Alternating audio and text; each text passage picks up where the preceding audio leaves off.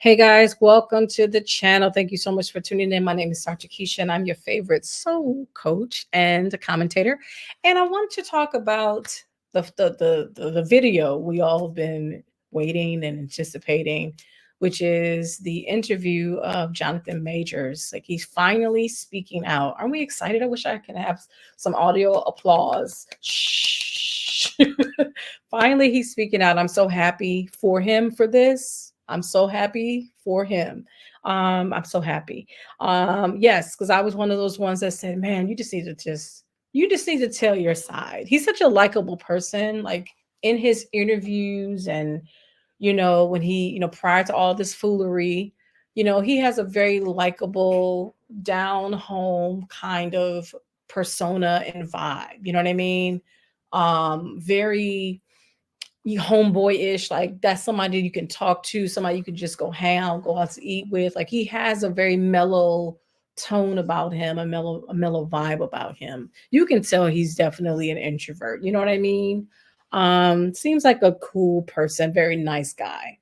I think that, of course, everyone has sides to them, clearly, but I think overall he loves what he does. He's passionate. I think he can become a very passionate person about things that are he's passionate about. But overall, he just doesn't look like the type of dude that just goes around causing trouble. He doesn't give off that kind of vibe. I think he knows who he is, and he has a sense of where he's going, and he's very focused. And you can tell that in his craft, that he's very focused, he's very intentional, and he's good at what he does. And hey, for some people don't like the fact that he's good and that he's getting all of these, opportunities. And some folks get jealous, as you continue to climb, the ladder to success. And maybe just maybe, you know what I mean? But at the same time, I do like the fact that in this interview he's taking ownership. He's taking a responsibility. He's holding himself accountable, and he's allowing himself to be held accountable for the choices that he has made in this relationship regarding this situation. So enough of what I have to say. Of course, I'm going to be commenting and commentating and provide commentation, if you will, about this particular interview. So let's hear what the man has to say. Let's welcome Jonathan Majors. Can't wait for you guys to hear him. If you haven't already heard the interview, just him coming in his own way, sharing his side of the story. I think it's time that we hear from him. I think it's time. I think we heard enough from the news. I think we've heard enough from whatever quotes and stuff that was cited from the testimonies from the trial. I think it's time that we hear from Jonathan himself. Don't you agree? I know I do. All right, so let's go ahead and press play, and let's go ahead and get this party started. I'm going to fast forward so that we can get to the meat of the matter, if you don't mind. Maybe something promising future as a Marvel villain. But now actor Jonathan Majors is facing the possibility of up to a year in jail after a conviction on misdemeanor reckless assault and harassment in connection with an altercation involving his then girlfriend. He sat down exclusively with me for his first interview since his arrest, discussing the relationship at the center of the trial, the role that he says race played, and why he didn't take the stand. Why did you decide you wanted to talk now? I felt like it was time. A lot has happened in fair my use. personal life, in my Fair use. career, Grief. in the culture, and conversely, the impact of this. It's about responsibility and coming forward and being brave and giving my part of the story. In an ABC News exclusive, actor Jonathan Majors sat down with me in his first interview since a jury handed Okay, down. sis, you get the In cookie. a long time, and a lot of it has to do with this. I haven't. In his first interview since a jury handed down a guilty verdict for reckless harassment, a misdemeanor, and a violation of harassment in the second degree. I haven't seen my daughter in a long time, and a lot of it has to do with this situation. It all has to do with this situation, and she needs to see this, and the hard things need to be done. But And I agree. I think that she needs to hear from him too, because I think it's important that he tells his side of the story, not only for his daughter, but for the world. I think we all need to hear what he has to say. I think people were waiting to him, waiting to hear his explanation. He did not take the stand, and rightly so. I think that was a good move. I think that was the best thing, because it could have opened up the door for all kinds of foolery, and it could have created more drama for him, in this circus of a court, because it's clear that he was a target. To me, regardless of whatever evidence was presented, no matter what testimonies were provided, they were just gunning for him, trying to put something on him and make him guilty of something. It was clear in this trial. And you're going to have to go back. There are people that are right now going through transcripts. Shout out to Kat. Shout out to her. She's on Twitter. I've shared some of her content in the past, and she's also referred my channel to some for some to watch. Shout out to you, Kat. I really do appreciate you, because you actually upped my numbers because of that, for that one moment when you referred my video and had everyone to come and watch me. But she's walking through the transcripts and reading them, and sharing them with everyone, so that everyone can see, because that has been the problem from the beginning. Unfortunately, we weren't allowed in the courtroom. There was no transparency from the judicial system. And so people were getting their opinions from reporters that were biased. You know what I mean? They were creating hit pieces, and they were taking bits and pieces of what they heard and spinning it.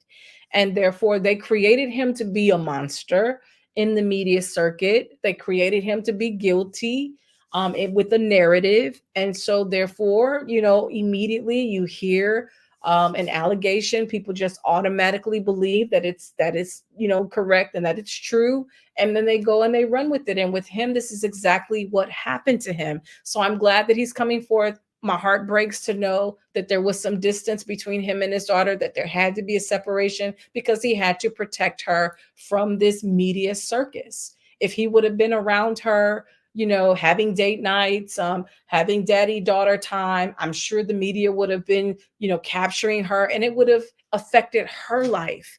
And she doesn't deserve that. You know what I mean? She doesn't deserve that. So it's much as it had hurt him to be away from his daughter, it was needful. But him having to share his truth is equally as needful. So I'm grateful that he's sharing his truth, and I'm sure she's watching this, and she's proud of her father being brave and bold enough to tell his side of the story. It's been hard. Everything's kind of gone away. The 34-year-old actor was a rising star, This is our family story. known for his roles in HBO's Lovecraft Country, Creed 3, I'm coming for everything. and Marvel productions like last year's Ant-Man and the Wasp: Quantumania. You're an interesting man. Scott Lang. And it was on that movie set back in 2021 where he met 30-year-old What happened exactly? Do you know?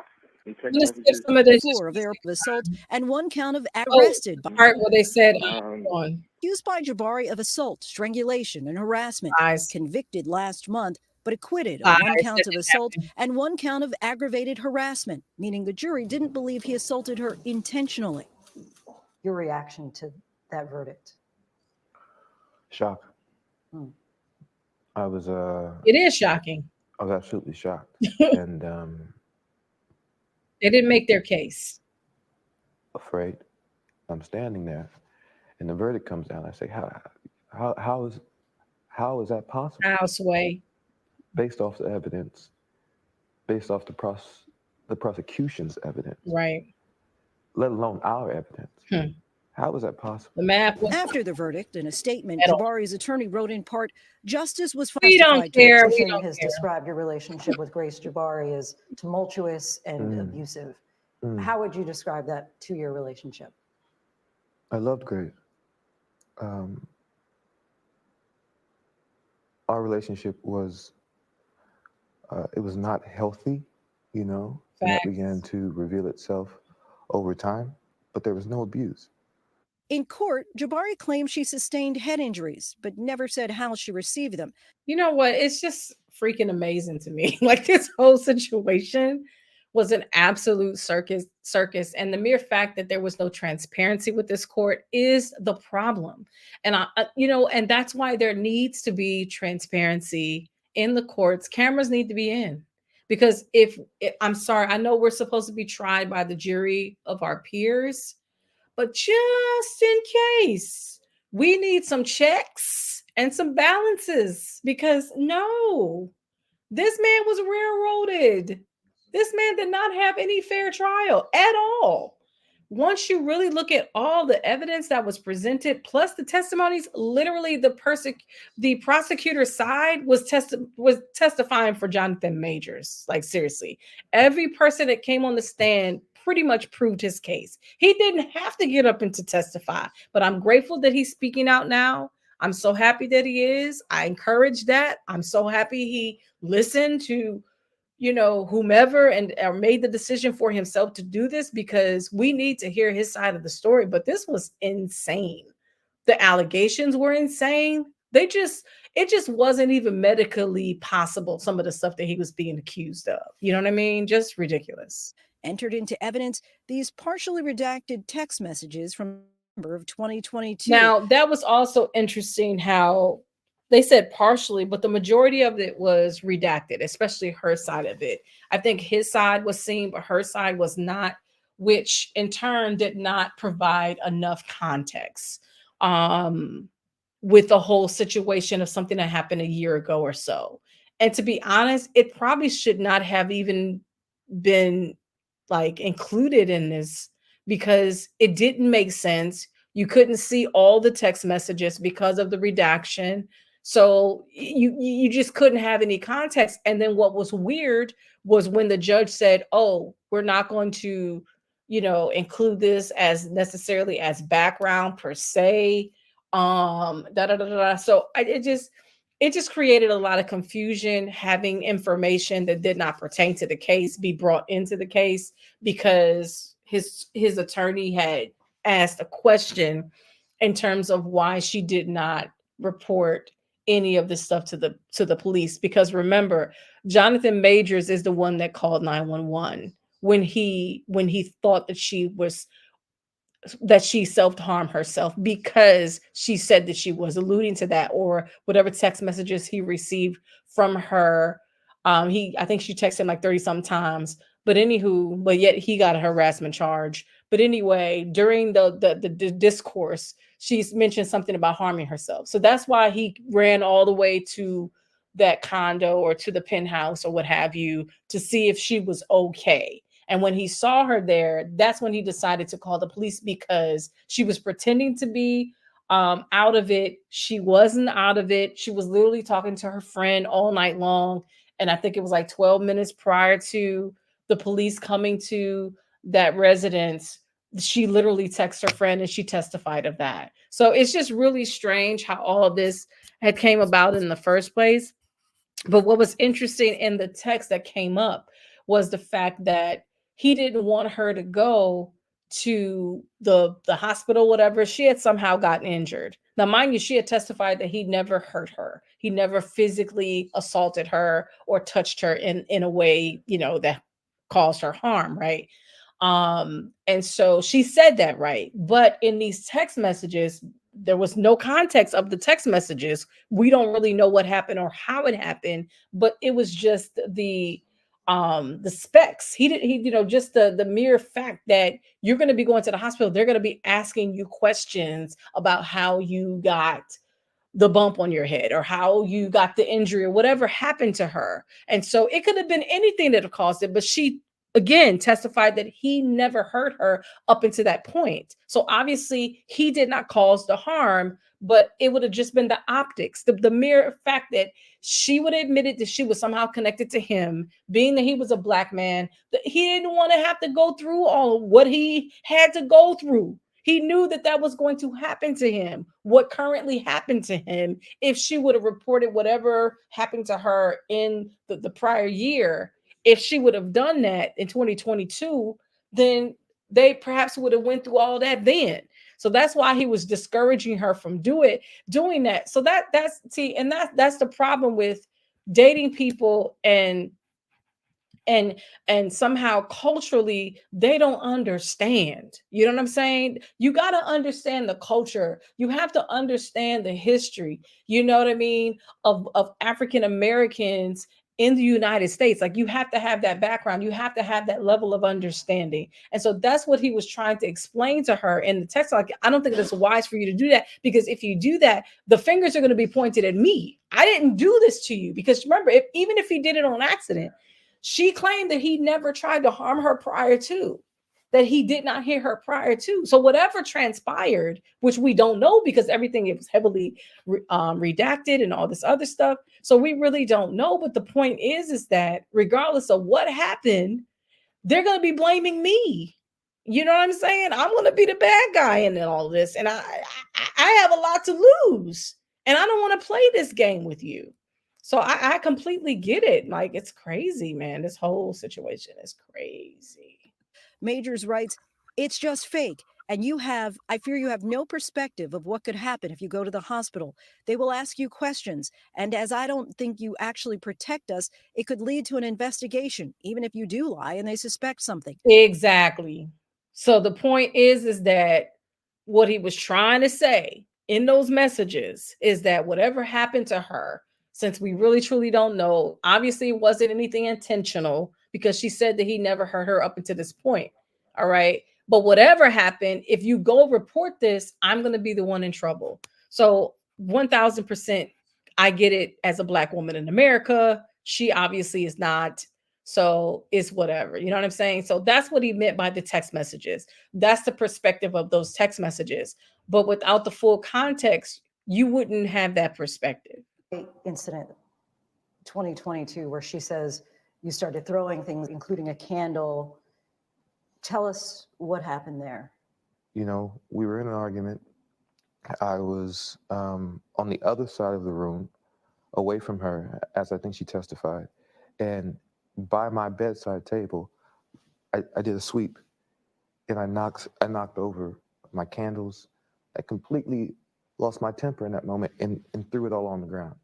What she also said is that afterwards I wept and cried in the corner and said I was sorry and this.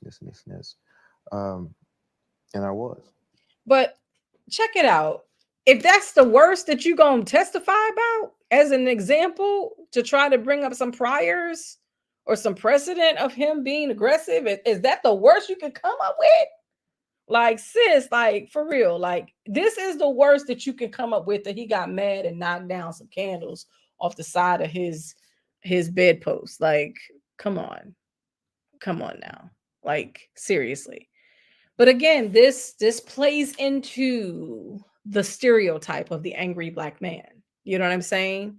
And that's what they tried to do. They're trying to, because they had nothing. They did not have a case at all. They didn't have a case.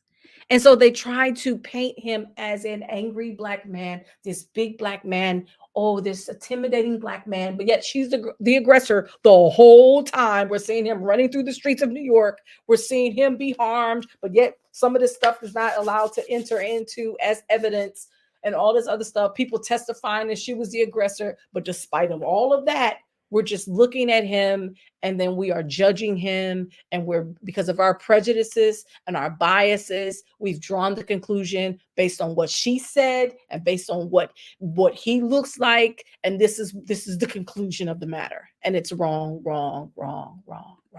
I'm so glad he's speaking out. It's so needed. It's so necessary. The prosecution said you allegedly wrote, "I'm a monster, a horrible man, not capable of love. I'm killing myself soon. I've already put things in motion." Were you suicidal? I've been diagnosed with severe depression, and I'm taking the steps needed to alleviate, some of those symptoms, ideations of removing myself from You didn't want to say the word. situations permanently is a thought that I've had, since I was a kid. And I think, in all fairness, I don't think it's fair to poke fun at someone's mental health. He said he's had struggles with that since he was a child. and to try to play on that and use that as a means of saying that he's not stable, but yet she played the same card. But here's the thing with her. She played that same game, right? When she texted him to try to get him over there, and she texted him over like 30 something times, according to what was, reported and the evidence that was presented for the case for that day to try to get him over there. But in those text messages, she used it as a pawn to get him there, to bring him there. Okay. She threatened to take her life. And that's why he called 911. So she knows that he suffers from that.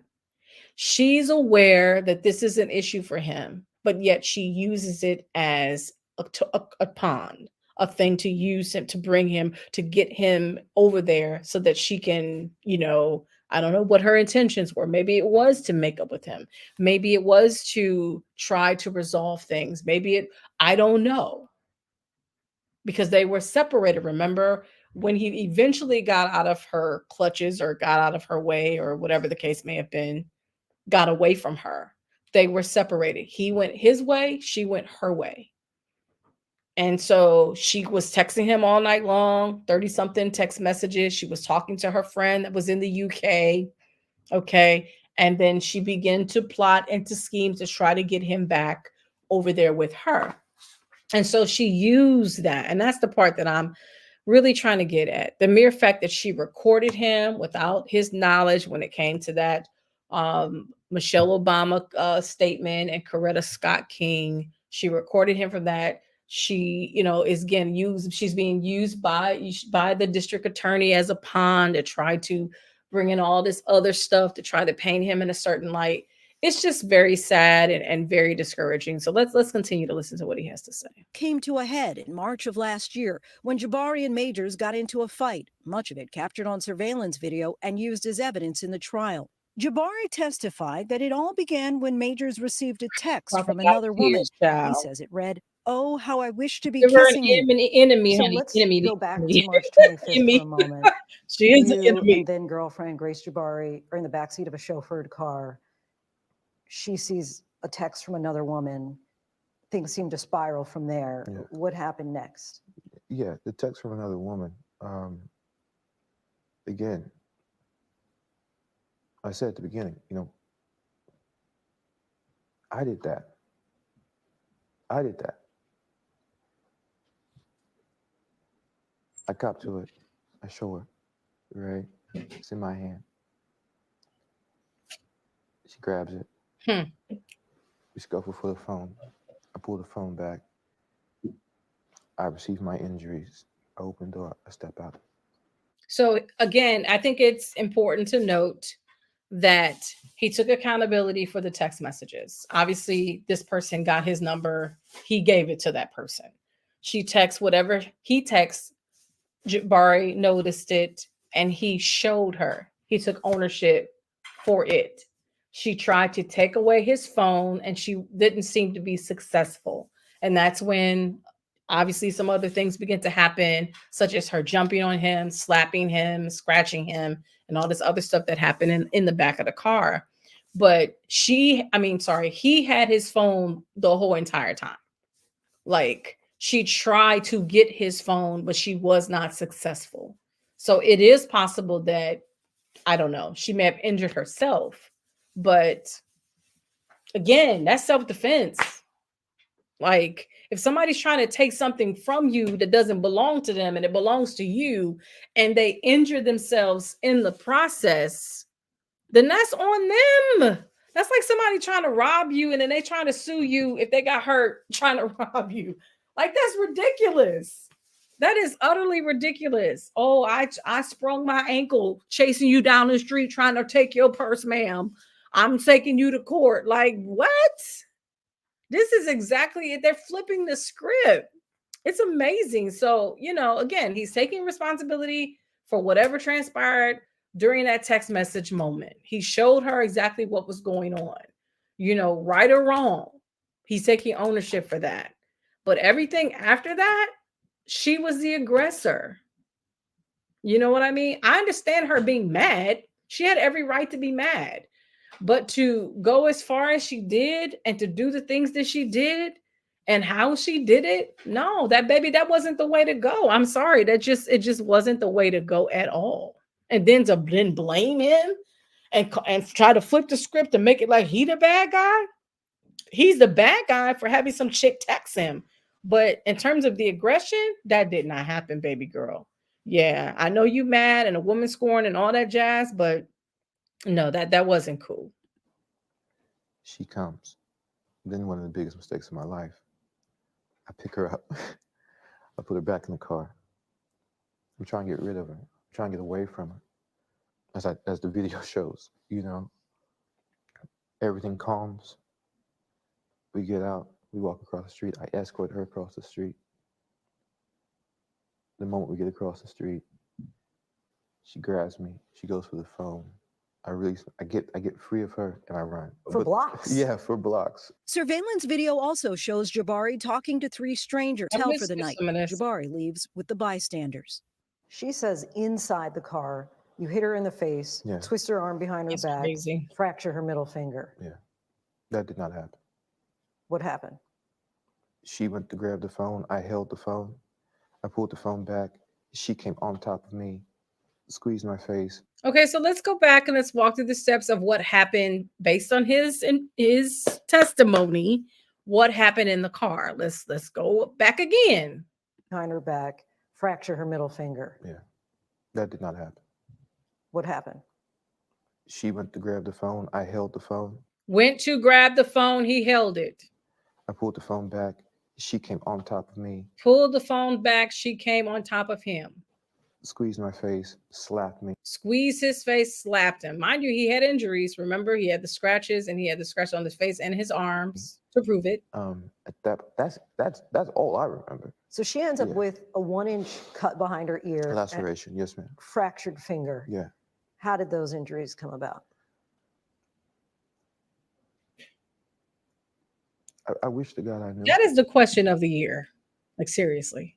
That would give clarity. That would Because give me some type of peace about. even the doctor testifies that based upon her description of the incident of what happened to her, her injuries don't even line up. Now, this is by a professional doctor that says, like, that's not how those injuries were sustained. There's no way in the world that based upon her description of what happened to her, that those injuries don't even line up. So no one knows the answer to that question but her. No one knows what happened to her and how she sustained those injuries but Grace. She's the only person that knows that. And what's weird is that I captured when she was gathered together with those individuals that were the ones that were bystanders that were trying to help her. I had like I did a freeze shot and I blew it up when she kept like moving her hair behind her ear, and then she took her hair and put it in a ponytail. I freeze the frame where her hand was like right in front of the camera and blew it all the way up. There was no injury there. None. About it. But you're confident you didn't. I have cause no them. question. What's interesting about the jury's verdict, it's so nuanced because they're saying you didn't intend Right, to injure her, right. but the result of your recklessness Right. injured her. Reckless, Right. who, and aware, and how. Were you reckless? I was reckless with her heart, Not with her body. not with her body. Bars. I mean, let's be real. I mean, if he was starting to get into another relationship, starting to get involved with someone else without her knowledge, he was reckless with her heart. He broke her heart, whether it was intentional or unintentional. I think he was trying to come clean in that moment by showing her the text. But at the end of the day, again, he did hurt her. And I think that if he's guilty of anything, he's guilty of hurting her. He's guilty of breaking her heart in that moment when she discovered that there potentially was someone else that he had interest in, or that he had interest in, or that had interest in him. And I understand a woman's scorn. I really do. But to say that he harmed you when that did not happen, again, right is right, wrong is wrong. It's wrong for him if they were in a committed relationship. They still single people, they're not married. But if you say that you're committed to this person, then be committed to the person, right? Keep your word, be a man of your word, be a man of integrity. I get that part. And he wasn't being very integral in that moment. Now, when it happened, how it happened, we don't have the details of that, right? That information hasn't been revealed. But the point being is that to go on and to try to flip everything to make it seem as if he was the aggressor when he was not is just dead wrong. And we know that this was New York City versus Jonathan Majors. So we know that it was the DA's office that was pushing this forward and they're using her as a pawn. This is clear, but you're participating. You know what I'm saying? You wanted the immunity. I don't know what else she got out of the deal. I think she may have got citizenship. I don't know. But for her reason, she decided to go along with it and to be used as a pawn, even though she knew the truth, which was he was not the aggressor, she was. But never hit a woman. Never hit a woman. I've never, my hands have never struck a woman. And if he would have, I'm sure we Ever. would know that. When the actual testimony came, the driver said, she did everything, meaning Grace. He did nothing, referring to myself. Majors claims Jabari attacked him, ripping his coat, scratching his face and arm. These are photos, he says, are of his injuries, but were deemed inadmissible in court. Isn't that a My shame? injuries were a scratch on my hand, Wow. from clawing for the phone, and I had a gash on my. At the time, I had a beard. Under my beard, I had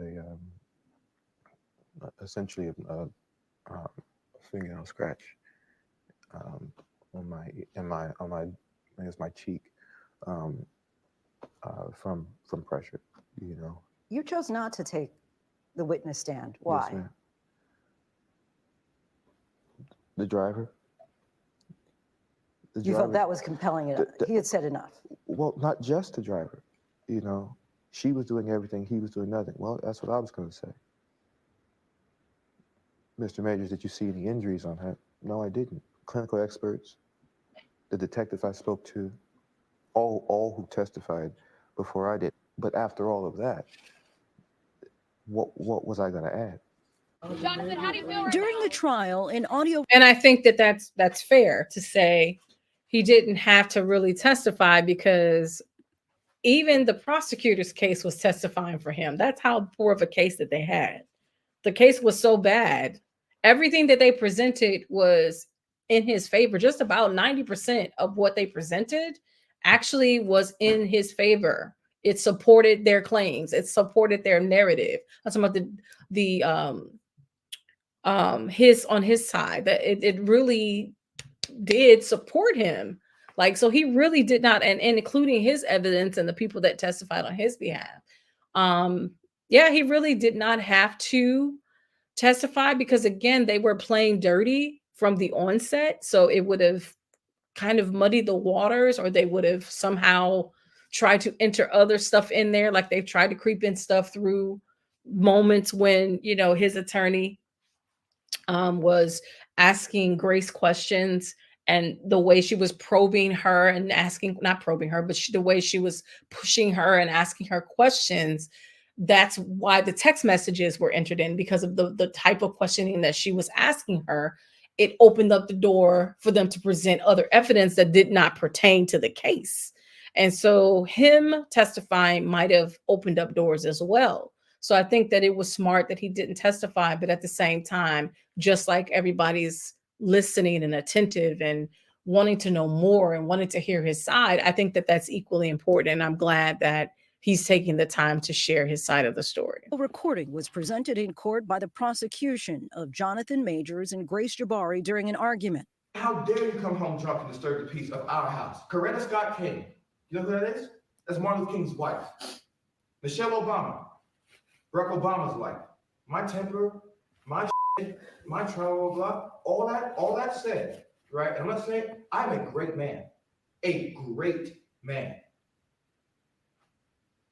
I am doing great things, not just for me, but for my culture and for the world. That is actually the position I'm in. The woman that supports me, that I support, that needs to be a great woman. There are some who question, especially Okay, so I'm glad that he's going to explain this because so many people, I don't know, it's just they just went off to the deep end with an explanation as if to say that he wanted her to be something that she was not in terms of her race or culture. No, I think what he was trying to say, which he will explain, is that he wanted someone that's going to support him. And the reason why he said that in the first place is that he wanted someone that is going to be supportive, someone with the people he was describing were women of class and of great stature and women that back their man. You know what I mean? And the reason why he said that in the first place, which I don't think came out of this interview, we're going to listen to it because this is my first time listening to all of this part. I listened to little bits and pieces. And I think when they did those cuts, they eliminated quite a bit of information and content, but it was because she was coming home drunk. That's why he's essentially having this conversation with her, because she keeps coming home drunk and she has a drinking problem. So this is why that he's having this conversation in the first place. But again, context matters. If he's just having this conversation for the sake of having this conversation and he's scolding this white woman, blah blah blah. No, he's having a conversation with his lady and they're trying to build something, but she's coming home drunk in front of the people that he's working with, interfering with the business, and it's all diluted. And he's like letting her know, this is not the plan. This is not what I signed up for. You cannot come home drunk. You cannot be in bars drunk. If you're associated with me, it's going to mess with my brand, was essentially what he was saying. But let's hear what he has to say for himself concerning this. I really want to hear this. Black community, as you're probably well aware, that people were saying, well, why was he telling this woman to be like Coretta Scott King and Michelle Obama? Give us like the context of the conversation. It was me trying to give an analogy of what it is I'm aspiring to be. You know, these great men, Martin, President Obama, and trying to give a reference point to that. I was attempting, and I did a terrible job at it, apparently. I was attempting to motivate, to enlighten, to give perspective as into what it is I was hoping to get out of the relationship. I think that's fair. In her closing argument, your attorney said that your greatest fear of being a Black man in America calling 911 came true. And that's real. Suggesting that race was a part of this. Do you feel that race is a part of this? I mean, yeah, of course it is, you know, like sad, but it's true. Without question.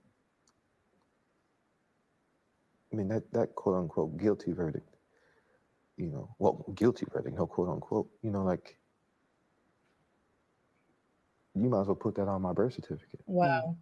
Do you think a white man facing the same real talk allegations would have been arrested, charged, convicted? Nope, and nope. I'll take it further. No. If you watch those videos and you reverse that, he running for his life, honey. And you saw a Black man chasing a young white girl down the street. If you flip the script, screaming and crying, right, that man is going to be shot and killed in the streets of New York City. That is correct. That Black man will feel that.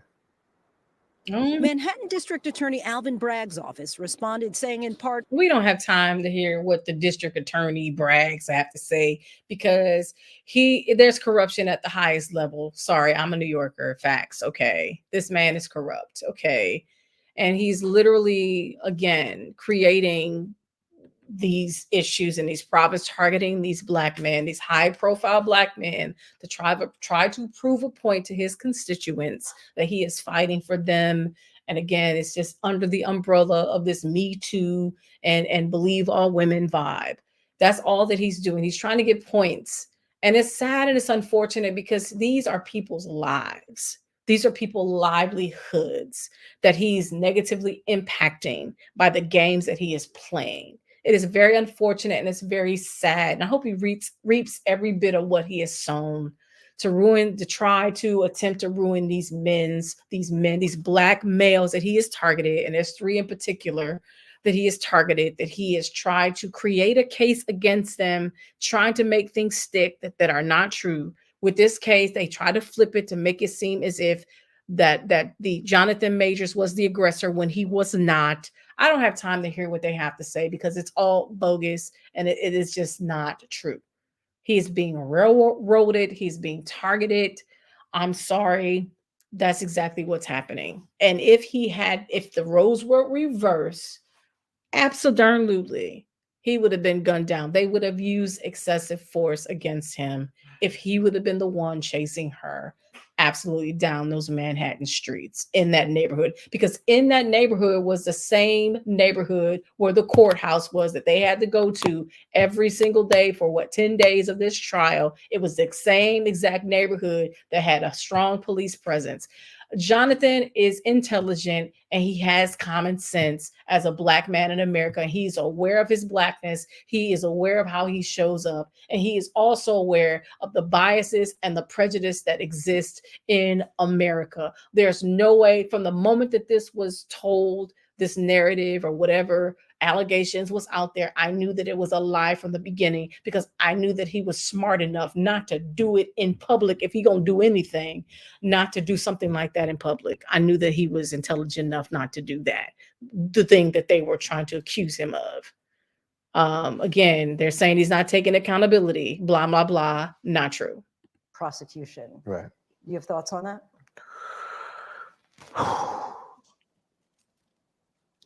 That's hurtful.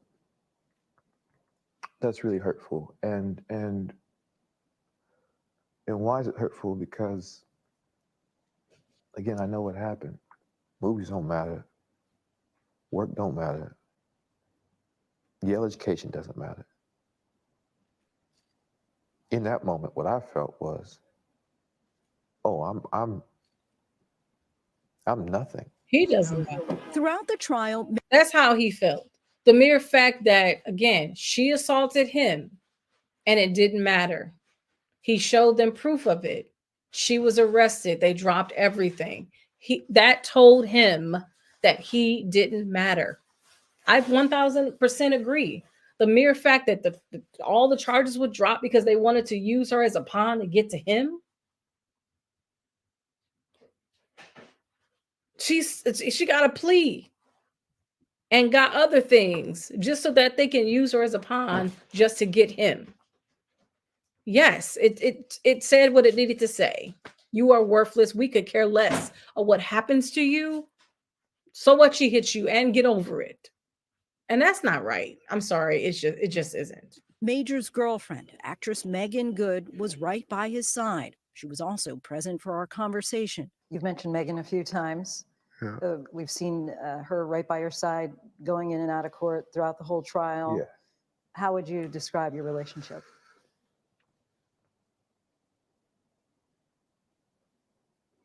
It's a miracle.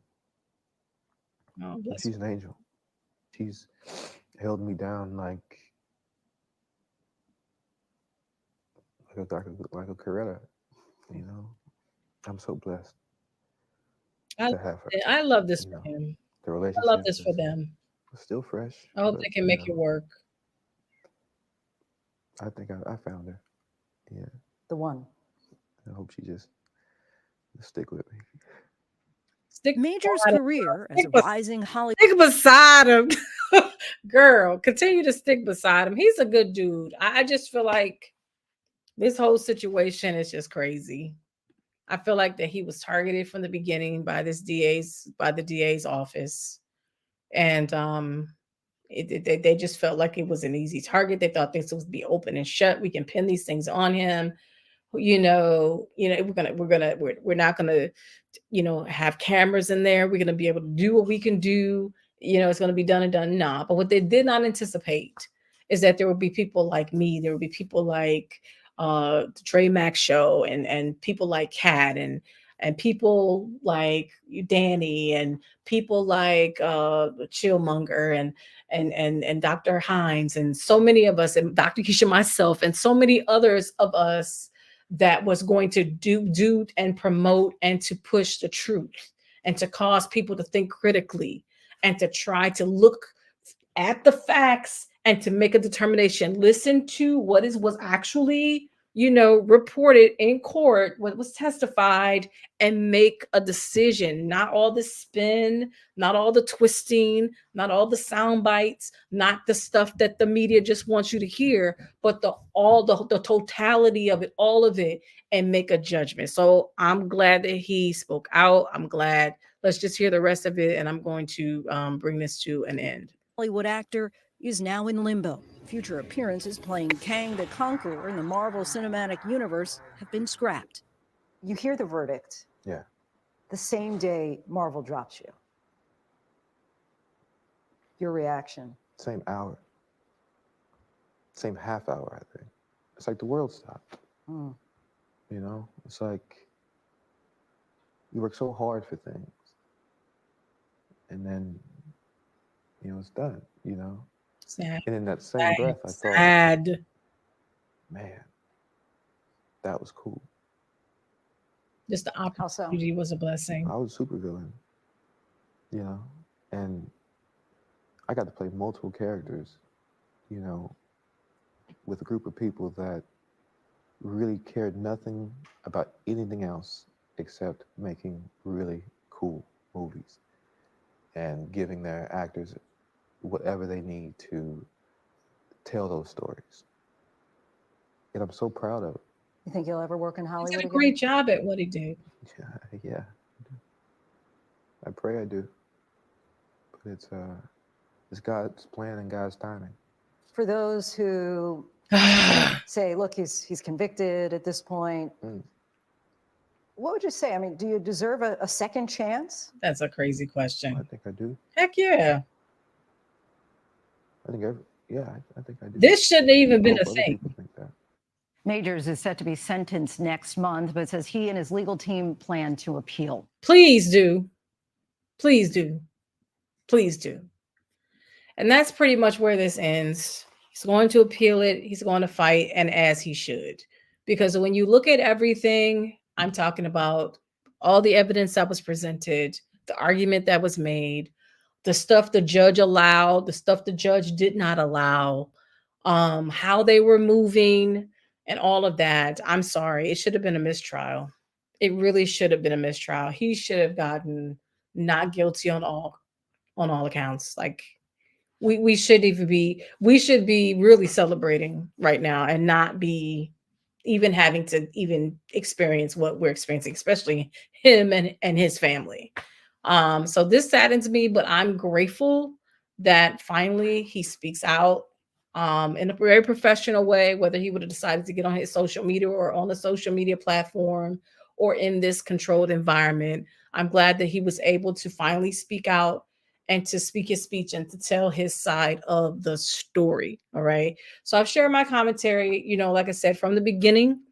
I did not believe he was guilty of any of the charges at all. I think that they should have thrown the whole court thing situation away because all of it was bogus. I knew that from the beginning. And so now we're beginning to see, and people are starting to see what time it is. And it's sad and it's unfortunate, but yet another Black man is being targeted for something that he did not do. Now, there's plenty of Black, brown, yellow, white people that are doing criminal things, that are breaking the law and that sort of thing.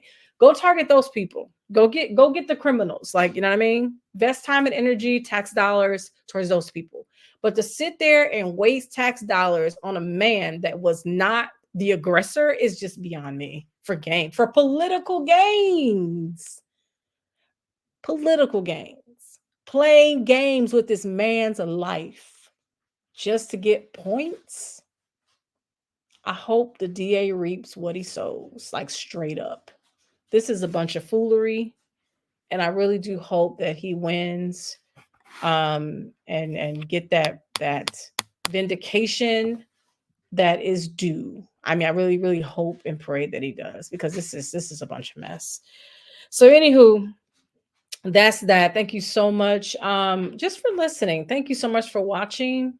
He is not guilty to me on all accounts. I don't care what they say. Yeah. So I'm going to go ahead and put the link to this interview. The interview, again, ABC, did the interview. It's 17 minutes long, 17 minutes, 17 seconds long. Go check it out. I'll put the link there. So many other people have done commentary on this same thing, but I'm going to do it too, because guess what? I'm just as vested as they are. I just don't have the time. I go from one, topic to the next, one subject to the next, whatever I'm passionate about, I speak about. And so I'm definitely passionate about this because I do want him to have his just due for sure. I think he's being railroaded. I think this is just not right. And so therefore I feel compelled to speak out against this and to, again, rally the troops and to, again, create networks and be a part of networks of people that think alike in this regard, so that we can be a support, so that all eyes can get on what's real and what's true, so this man can be vindicated, like real talk, because this is just wrong on so many levels. But I do appreciate you. Thank you so much for tuning in. I said my piece, and I feel relieved that finally he shared his piece. And let's just go from there. Let's just go ahead and share a like. Feel free to like this video if you enjoyed the content. Again, go take a peek at the full interview when you get a moment, and or subscribe to the channel. I'm trying to build it up. If you want to see more, whether it's on this, that, whether it's on grooming, whether it's on this or that or the other, whether it's political, whether it's this, that, check it out. Just rock with me. Go ahead and subscribe, and let's build together. All right. So I'll see you all next time. Thank you so much. And gotta go.